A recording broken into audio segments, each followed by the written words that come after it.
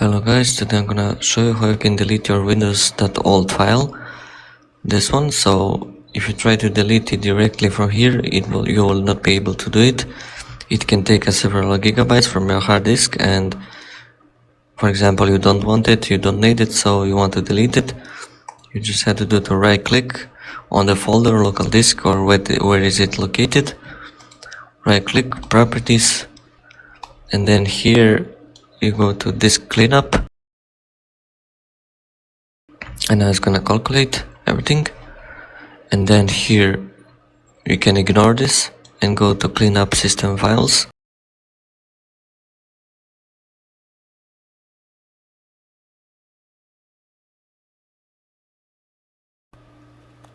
And then we're gonna find Windows previous files installation.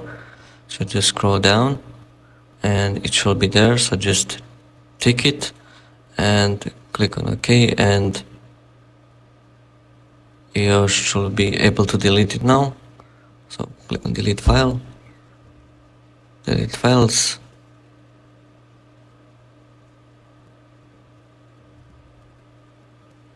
and we're gonna wait this, and that's it.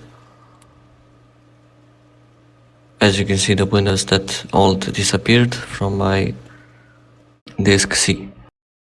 And as you can see, now this clean update, and that's it, there's no longer there, and you have free space right now. Thank you so much for watching, and see you in next video. Like and subscribe for more videos. Bye.